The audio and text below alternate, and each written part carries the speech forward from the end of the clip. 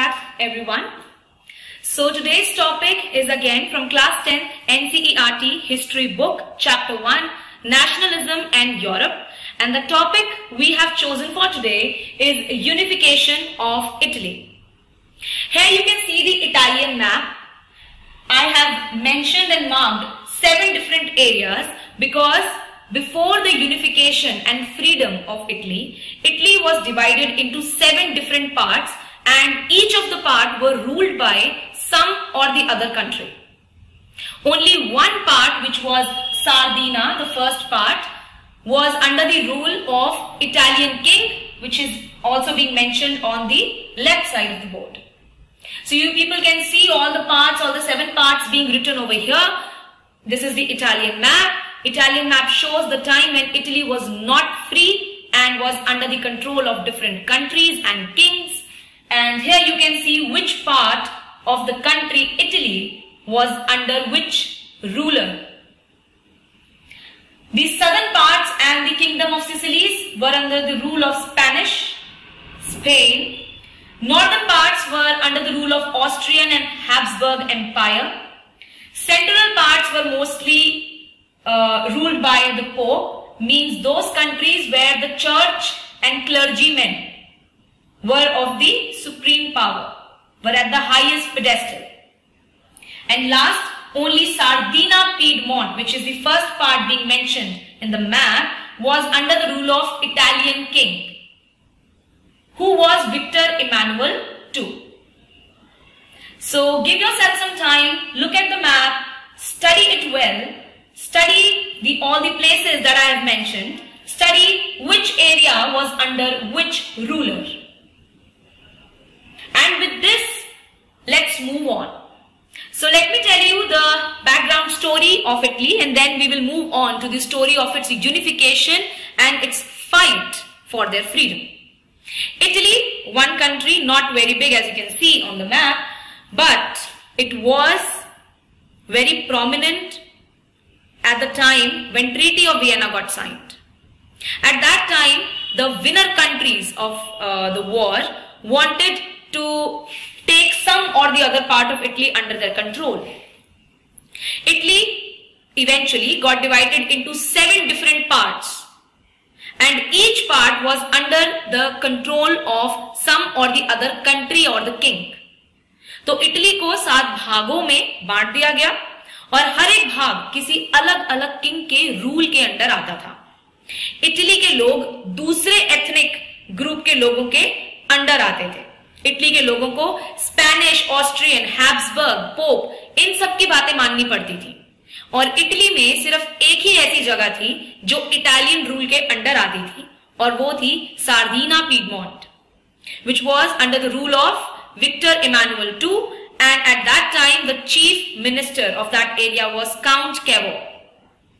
You people can locate this particular map in your NCERTs at page 21, and I have mentioned all the 7 major parts of Italy's. Part 1, Sardinia, then 2, Lombardy, 3, Parma, 4th, Modena, 5, Tuscany, 6th, Papal, 7th, Kingdom of both Sicilies. I'm very sorry if I mispronounce any of the words, but this is what is from my side. So I hope the division of Italy and which ruler, which country ruled which part is also clear to you. After this, the people of Italy started to feel that they need to get united and get free from all these other rulers and countries. अब Italy के अंदर obviously अगर हम कोई भी ऐसी movement चलाते हैं तो मूवमेंट को चलाने के लिए, रेवोल्यूशन, वॉर्स करने के लिए एक पावरफुल लीडर चाहिए होता है. तो इटली के पास भी ऐसे बहुत सारे लीडर्स आए, जिसमें से मेजर हमें पढ़ने हैं 4 leaders: Giuseppe Mazzini, Giuseppe Garibaldi, Victor Emmanuel II, who was the king of the Italian region, and their chief minister Count Cavour.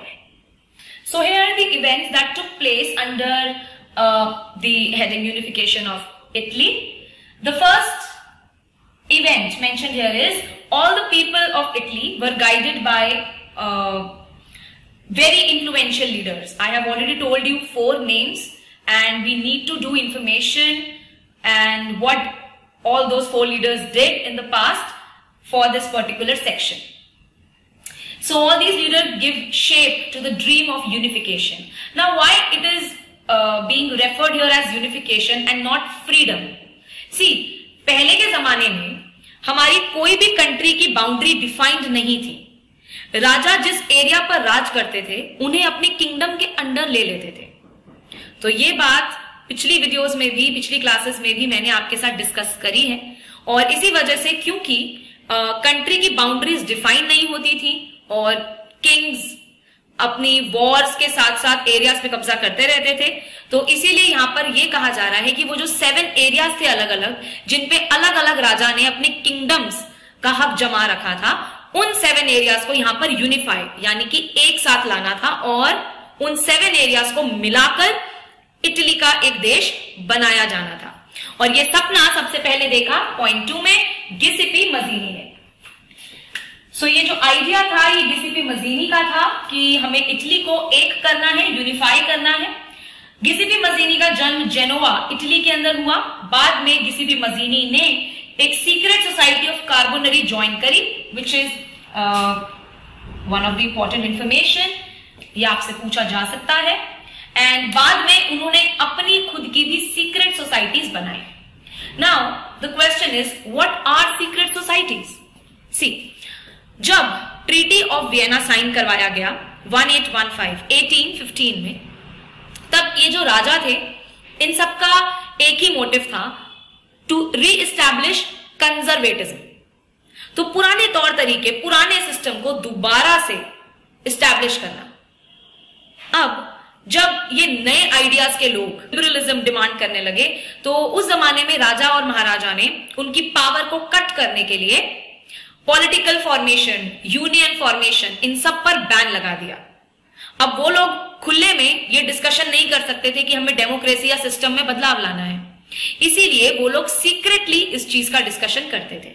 तो ये जो सीक्रेट सोसाइटीज हैं ये वही है. गिसिपी मजीनी ने कार्बोनरी नाम की एक सीक्रेट सोसाइटी को ज्वाइन किया था. वहां से उन्हें बहुत हेल्प मिली इस चीज को आगे बढ़ाने में, उनके सपने यूनिफिकेशन ऑफ इटली के आइडिया को आगे बढ़ाने में. बाद में उन्होंने खुद की भी 2 सीक्रेट सोसाइटीज खोली थी. वन वॉज यंग यूरोप, जो कि उन्होंने बर्न में फॉर्म करी थी, and second one was young Italy, जो उन्होंने मार्सेल्स में फॉर्म करी थी. मार्सेल्स फ्रांस में. क्योंकि मजीनी जो थे वो लोगों को न्यू सिस्टम की ओर परसुएट कर रहे थे. वो चाहते थे कि लोग अपने हक के लिए लड़ें, नए सिस्टम्स के लिए लड़ें. तो वो सभी राजा और वो सभी लोग जो पुराने कंजर्वेटिव तरीकों को अपनाना चाहते थे, जो चाहते थे कि लोग नए सिस्टम्स की तरफ ना जाएं, वो ऑब्वियसली ऐसे लीडर्स को पसंद नहीं करते थे. So I hope you people remember Duke Metternich. He was the chancellor of Austria, also the head of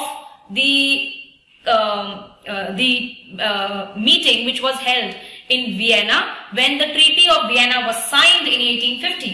So Duke Metternich ने मजीनी के बारे में क्या कहा वो देखते हैं.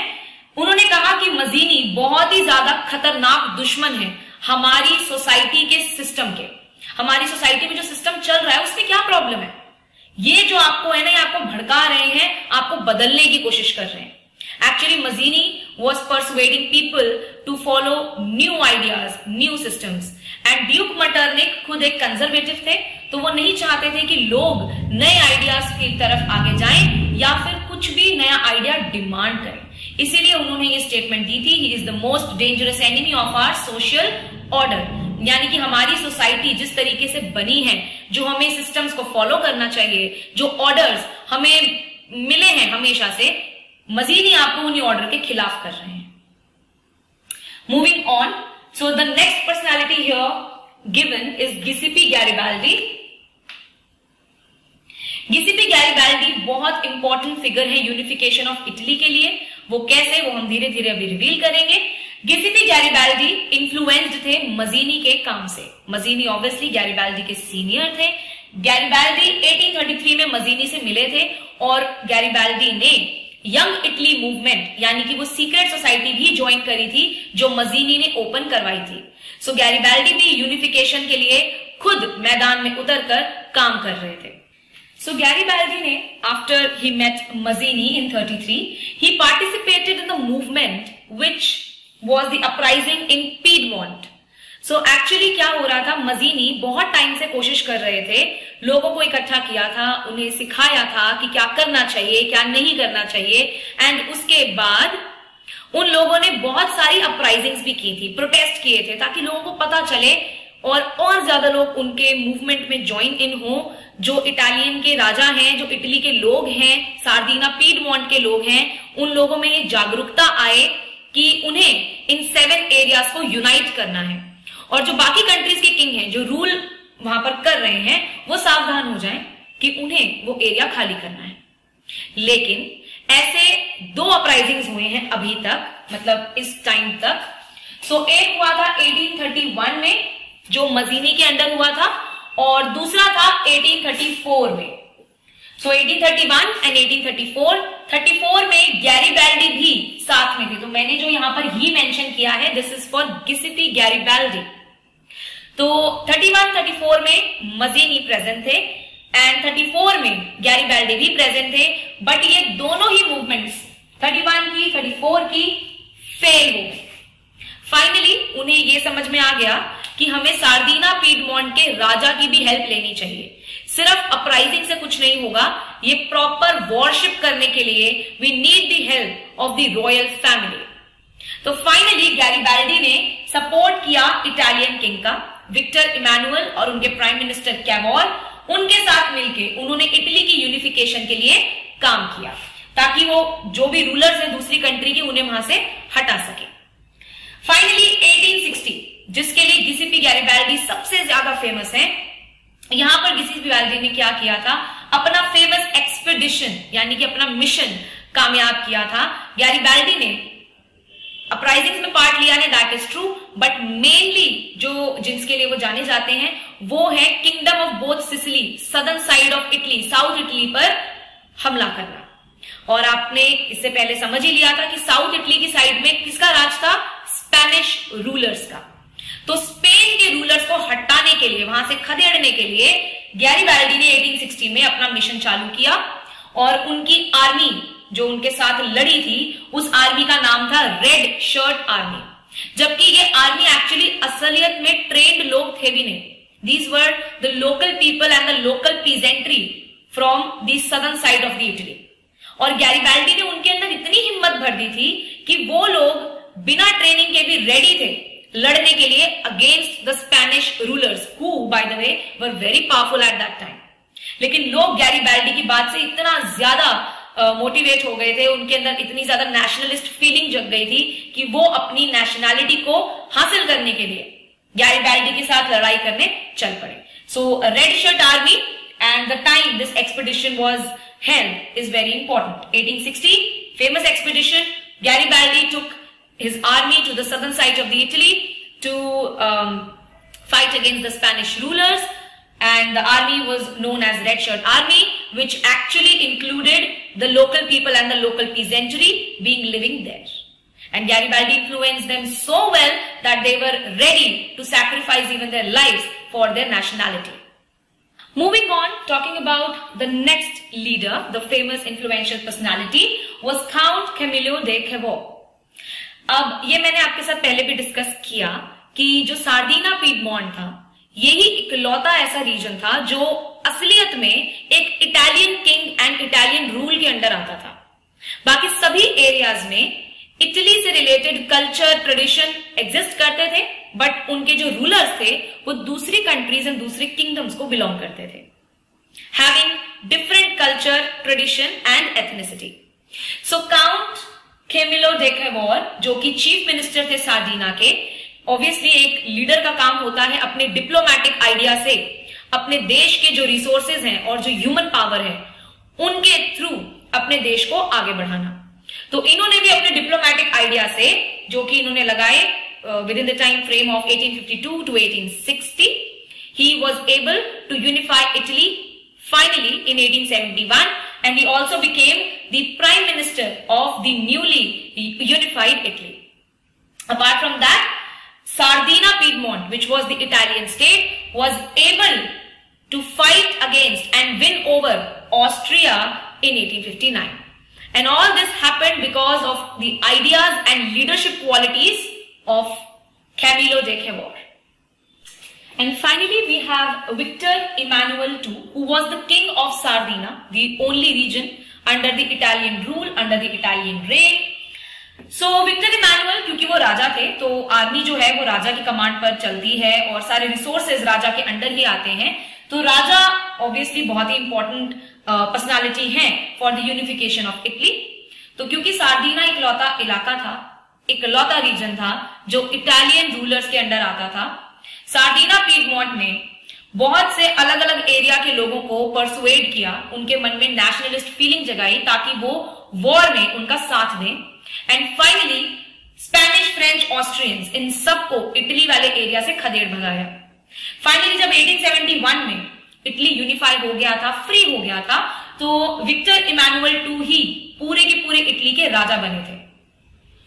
इसी के साथ साथ नेक्स्ट जो पॉइंट है वो यहां पर डिस्कस कर रहा है. After we have discussed all the personalities and what they have done for the unification of Italy, we are now discussing what actually happened, where the first war happened and after that what was taken up as the activity for the unification. So army सबसे पहले south Italy गई. आप अभी अभी पढ़ा है, south Italy की side पर जो हमला करवाया था वो गैरिबाल्डी की मदद से हुआ था एंड किंग ऑफ कोर्स. और किंग और गैरिबाल्डी थे तो ऑफ कोर्स वहां के चीफ मिनिस्टर कैमिलो कैवोर भी वहां पर अवेलेबल थे. सो आर्मी ने साउथ इटली में मार्च किया और 1861 में ही स्पेनिश रूलर्स को भगा दिया. सो ये दो चीजें हमें समझ में आ गई कि लोगों ने क्या क्या एफर्ट डाले, कैसे हमले हुए, किन्हें खदेड़ कर बाहर निकाला गया इटली से. 1859 में सबसे पहले ऑस्ट्रियंस को डिफीट किया गया था और ये वाली जो लीडरशिप थी ये हमारे chief minister of Italy Camillo Cavour की थी. 1860 to 61 में स्पेनिश रूलर्स जो कि साउथ में थे उन पर हमला किया गया था. जैसे जैसे इटालियन रीजन की जीत होती गई, बाकी जो रीजन्स थे ना 7 में से, उन लोगों को भी भरोसा होता गया कि इटली यूनिफाई हो सकता है. इसीलिए पैपल, टस्कनी, पार्मा एंड मॉडिना ये लोग तो बिना ज्यादा एफर्ट किए ही खुद से सार्डिना का पार्ट बन गए. इन्होंने खुद से अपना हाथ बढ़ाया और सार्डिना पीडमोंट यानी कि इटालियंस की मदद की to get unified into one country. Finally 1860 तक सेंट्रल रीजन भी पूरी तरीके से इटालियन हो चुका था. वो एक साथ आ गए थे and they were ready to be the part of Italian rule and region. And 1861 में ही विक्टर इमैनुअल II को राजा बना दिया गया था यूनिफाइड इटली का. बट इन लोगों के एफर्ट से एक और रीजन भी इटली का पार्ट बना. वो बना 1871, दैट वाज रोम. तो रोम भी इटली का पार्ट बना. So you can see Rome also became the part of Sardinia and in this way the final unification of Italy got achieved in 1871. So जो हमारे जो दूसरे रूलर्स थे जो इटली पे रूल कर रहे थे, Spanish, pope, Austrian, Habsburg and even in some certain areas the French troops, उन सभी को मजीनी ने तो आइडिया दिया था. वैसे Garibaldi, Victor Emmanuel and Cavour, इनकी मदद से, इन लोगों के आइडियाज एंड लीडरशिप की मदद से इन सभी लीडर्स को दूसरे किंगडम के उन्हें भगा दिया गया. एंड 1861 में ही इटली यूनिफाई हो गया. पैपल, मॉडेना, टस्किनी, इन लोगों ने तो खुद ही हैंड्स ज्वाइन कर लिए क्योंकि यूनिफिकेशन में फायदा था, एरिया बड़ा हो जाता, उनके कल्चरल वैल्यूज एंड लैंग्वेज को थोड़ी सी वैल्यू मिलती, उन लोगों को ज्यादा हेल्प मिलती अगर उन्हीं के सेम कल्चरल एथनिसिटी वाला एक किंग उनका राजा होता. इसके अलावा बाद में रोम को भी इटली का पार्ट बना लिया गया 71 में और ये थी final unification of Italy. Italian unification में आपकी पास्ट की स्टोरी आपको ऑलरेडी मालूम है. 7 different part, different leaders, different areas. One area only Sardinia Piedmont was under the rule of Italian king, and after that all these different leaders persuaded people and they motivated them, ignited in them the feeling of nationalism. और nationalism की feeling जगाने के बाद 1859 में Cavour की leadership के under Austrians को हराया. 1860 के अंदर हमला शुरू किया, 1861 तक स्पेनिश रूलर्स को ड्राइव आउट कर दिया इटली से, और ये हुआ गैरिबाल्डी की मदद से, रेड शर्ट आर्मी।